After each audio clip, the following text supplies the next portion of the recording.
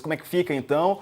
E as expectativas também para os próximos jogos? A gente tem aí, veja, colocar aqui no telão também, pessoal, veja que entre ali o São Paulo, né, já está classificado de um lado, do outro lado, me ajuda aqui, o PVC, Flamengo. Vélez e Racing, Estudiantes e Flamengo. Isso. Para a próxima fase aí, o Flamengo vai ter dificuldades ou sobra também? É que a gente está olhando para o Flamengo de hoje com um Flamengo muito mais perto de 2019 do que o Flamengo de 2023, que perdeu para o Olímpia, do que o Flamengo de 2024. Então, você olhando para esse cenário de hoje, depois de meter 6-1 no Inter em 3 jogos, você fala, ele vai atropelar o Estudiantes e ele vai atropelar o Racing ou o Vélez. Eu acho o Racing a maior ameaça para o Flamengo, porque o Flamengo teve dificuldade com o Racing em 2 Libertadores recentes, foi eliminado em 2020 nos pênaltis no Maracanã, empatou com o Racing um jogo de 2023. Então o Racing tem sido uma pedra no sapato do Flamengo, que não é esse Flamengo que ganha de 6-1 do Inter, na soma dos 3 jogos. A impressão que eu tenho é que o Flamengo vai para a final da Libertadores. E você, Lívia? É que o Flamengo vai para a final da Libertadores. E você, Lívia? Também.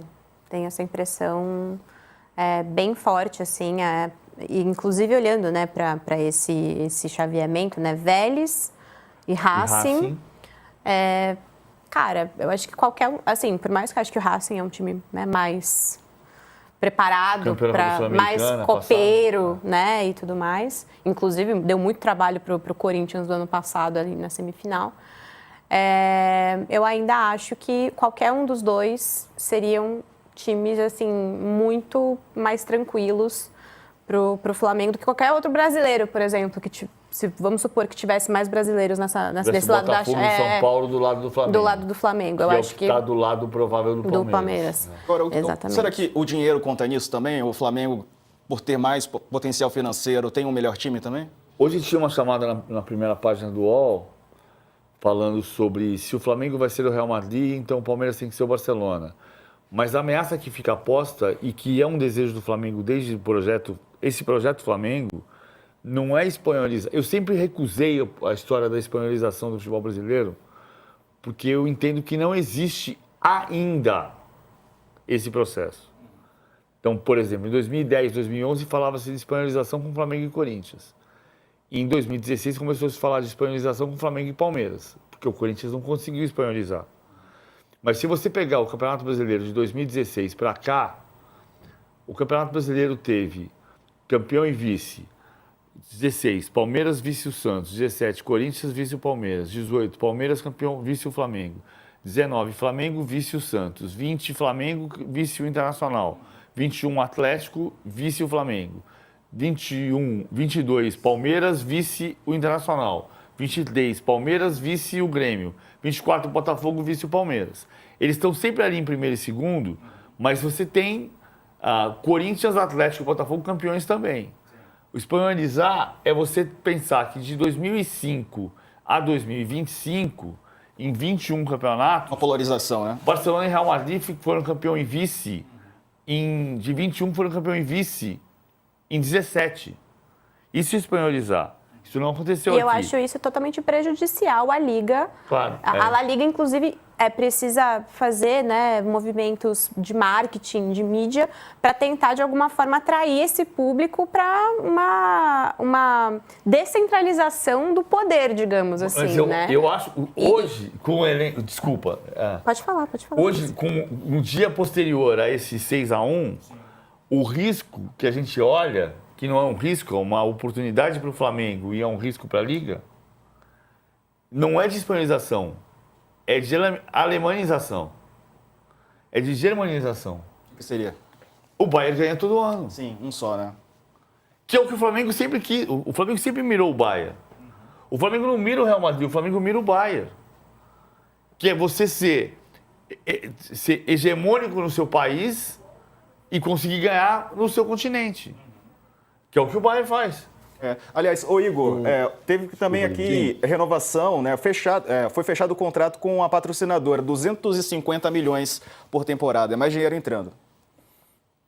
Pois é, esse contexto todo faz parte, aí vocês começaram o programa mencionando a questão do Real Madrid das Américas, né? Acho que é sempre importante a gente explicar por que o BAP faz essa menção, é porque trata-se do clube associativo, não SAF, não um clube de um dono específico, que tem um melhor desempenho econômico, financeiro, /esportivo, o combo completo.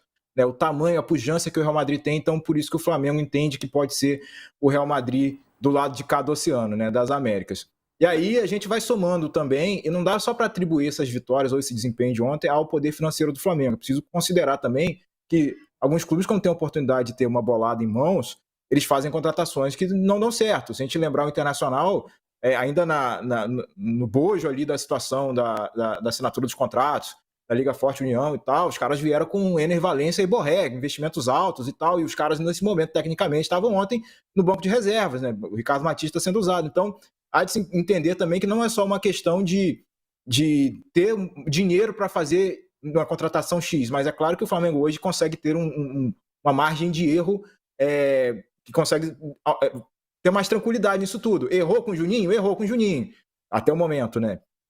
Mas consegue fazer movimentos de baseada aí que vem numa janela, Emerson Royal, Saul e Samuel Lino. Então esse é um pouco o contexto da situação do peso econômico-financeiro. O PVC acho que mencionou um exemplo que é super importante para entender isso. Não, mas o Flamengo sempre teve uma maior cota de TV, principalmente na implosão do Clube dos Três ali, 2012 e tal. Sim, e o Corinthians poderia ter vindo nessa carona, né? Em alguns anos conseguiu fazer esse domínio, mas aí a diretoria corintiana se perdeu, está fazendo as trapalhadas que a Lívia acompanha muito bem no cotidiano, e hoje o grau de competitividade financeira e esportiva está muito abaixo de Palmeiras e Flamengo, por exemplo, para citar esses dois. Então, eu acho que é um combo de situações que vão se acumulando neste recorte temporal, né, dessa fase do futebol brasileiro que a gente está aqui, que pesam muito a favor do Flamengo, né, maior torcida, o grau de engajamento, esse tipo de contrato de patrocínio que é firmado, para juntar cada vez mais tijolinho por tijolinho esse amplo domínio. Eu acho que, assim,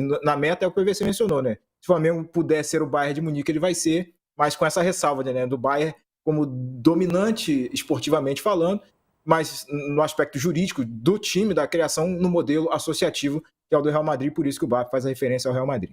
O Alessandro Barcelos, que é o presidente do Inter, falou sobre essa questão do dinheiro. A gente tem até as aspas, né, do que ele disse. Deixa eu ver aqui.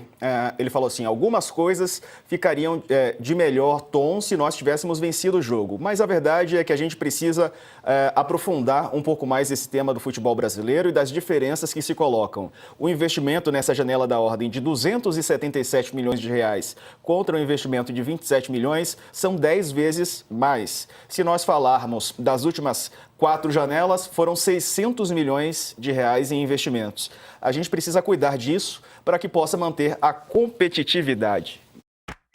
Eu acho que o Alessandro Barcelos está fazendo a defesa dele e do projeto dele, da gestão dele e do Roger, porque ele não vai demitir o Roger. O Roger não vai ser o técnico eterno do Grêmio, do Inter, perdão. Se ele vai ser demitido daqui a 2 rodadas, se ele vai ser demitido segunda-feira, é outro problema. O Roger não vai ser demitido hoje. O Roger não vai cair por causa da Libertadores. Esse é um ponto central. Acho que a gente tem, nesse tempo de populismo digital, é difícil você fazer um discurso absolutamente realista e falar a pura verdade, porque as redes sociais vão te detonar. O que está acontecendo é que você faz a defesa do que você não acredita. O Alessandro fez um pouco a defesa do que ele não acredita. Quando ele diz que o Flamengo gasta 10 vezes mais e você precisa regular isso, não é isso que precisa regular. O que precisa regular é o Internacional comprar o Thiago Maia e não pagar o Flamengo. É isso que precisa regular. De fato, acho, por outro lado, quando o BAP fala que é apropriação indébita o Flamengo ganhar só 3,5 vezes a mais de receita de televisão do que o pior do campeonato, também está errado, né? Porque assim, não é apropriação indébita. O Flamengo vai ganhar 3,5 vezes a mais de uma receita que é comum a todos. Mas ele pode ganhar... Porque sem os outros clubes não tem competição. Claro. Agora, ele pode ganhar 10 vezes mais receita de patrocínio de camisa, 10 vezes mais receita de bilheteria, 10 vezes mais receita de todas as outras receitas. Então, é isso que faz a diferença do Bayern. O Bayern pode ganhar 3,5 vezes a mais do que o Mainz ou do que o Fortuna Düsseldorf E isso não vai ser apropriação indébita, porque ele vai se apropriar da receita que é exclusiva dele nas outras fontes. A gente precisa olhar para a realidade e pensar no campeonato que a gente quer ter. Né? O campeonato que a gente quer ter, que tenha equilíbrio, imprevisibilidade, que é o grande fator do futebol brasileiro, que diferencia o futebol brasileiro ainda, e que ao mesmo tempo possa ter mais poderio técnico, que é o que o Flamengo está trazendo para cá, conseguir conjugar as duas coisas não é simples, mas você pode conseguir fazer se você pensar no produto inteiro. No discurso, ninguém está pensando no produto inteiro. Está todo mundo pensando no seu galho. Você precisa plantar uma árvore e você está pensando que o seu galho tem que ser maior que o outro. E se o tronco cair, não tem galho. É esse o ponto central. Agora, eu acho que o Alessandro Barcelos sabe disto. O que ele fez ontem, ao falar do investimento do Flamengo, que é 10 vezes maior que o dele, foi defender o próprio galho. Foi isso que ele fez. Ô, PVC. O Igor. O Internacional também foi eliminado pelo Fluminense na Copa do Brasil. Sim. Então, é desempenho de mata-mata, né? É um problema de desempenho de mata-mata internacional. Está tantos anos sem ganhar um título relevante no âmbito nacional e continental também, né? Enfim.